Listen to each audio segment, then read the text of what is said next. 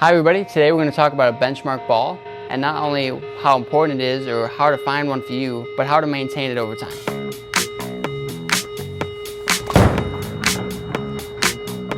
When building an arsenal, the benchmark ball is where we start at all times. If you've seen some videos in the past that talk about my benchmark bowling balls, these are my two benchmarks, generally speaking. Why do I have two of them? Well, it depends on the conditions in which I'm bowling on, whether I'm bowling on a house shot versus sport pattern, whether it's a long pattern versus short pattern. Your benchmark ball can change. And so depending on the type of venue that you bowl in, whether they hook a ton, whether they're wood lane, synthetic, your benchmark ball should definitely change.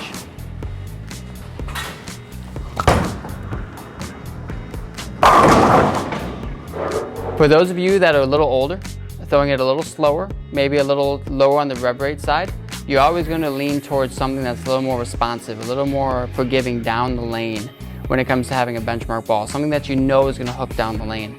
For those of you rev dominant players or somebody who throws it a little on the slower side, we're going to lean towards something a little smoother, something that digs in a little earlier, something that you know is going to be smooth and predictable, and that would be your benchmark ball. When going to your local pro shop and deciding on a new bowling ball, one, do you have a benchmark ball already? And when you're getting a new ball, what are you fitting it around? Yes, buying a new ball just because you want it, totally cool with it. I am so guilty of impulse buying at times, but you also want to make sure you're getting what's right for you. When looking for a benchmark ball in particular, ask your pro shop.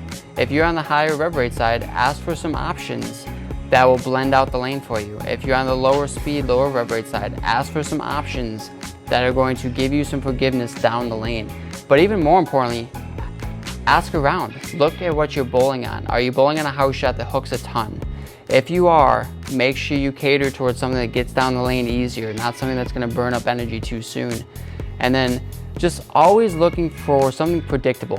If you're using something as a benchmark, one, it's being thrown a ton more than other bowling balls. That's why it is your benchmark. It's the first ball out of your bag. But secondly, you want something that you enjoy throwing often.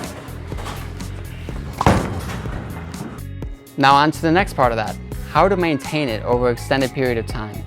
If you're bowling one night a week of league, 3 games, I would say you probably have to change your grips once a season. Now if you bowl twice a week, 6 games a week, you're probably looking at changing your grips halfway through the season on multiple bowling balls, right? I don't really have a number. It changes depending on the person. If you're a higher rev rate player and you're crushing on the fingers, you're probably changing your grips more often than somebody who's not. I'm probably changing my grips anywhere from 30 to 50 games on a bowling ball. But with changing my grips, I'm also cleaning them at the same time. I don't clean my balls super often. My bowling ball, oh my God. I couldn't stay in it. I tend to clean my bowling balls from every, 15 to 30 games, depending on the ball. I don't know. I don't always clean my bowling balls. I just tend to like them as they go, and some bowling balls get better over time for me. Some I like a lot better when they're fresh. So I tend to change it up. But if you're asking the question to me, how often should I clean my bowling balls? I would say half the amount of time of changing grips. So if you change your grips every 60 games, clean your bowling balls every 30 games. It is important, especially if you want to keep a bowling ball for a long time, especially your benchmark ball. You're using it so often, you don't want the oil to get too saturated before you clean it, so make sure you're staying up to date on it.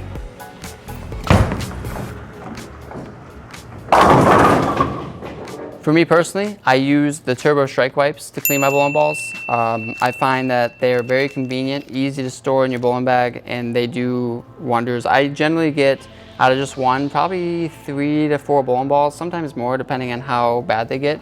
So this black Venom of mine, it actually only has probably about 20 games on it, but we're gonna see how much dirt comes off of it. And you really don't have to apply a ton of pressure. Some get way worse than others. Some bowling centers, are a little dirtier than others. So if you feel like your bowling ball is always coming back dirty, you probably should clean it a little more often. So not a whole lot there. Let's try the Pride.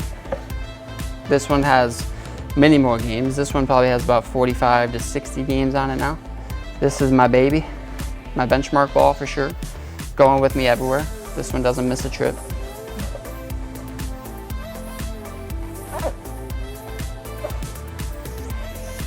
And this one definitely needs its grips changed, so we might get in that as well. So a little worse. I mean, you can definitely tell, got a little dirty there, but I probably should be cleaning them more often. However, it's all about preference, whatever you use, but I definitely prefer strike wipes. Super easy to store, take around with you, and it's totally okay to clean your bowling balls after every league session. 3 to 6 games, totally fine. You're not doing any damage to the bowling ball. It's just a preference on if you like it the way it is or not, because sometimes cleaning the bowling ball does change the way it reacts just slightly.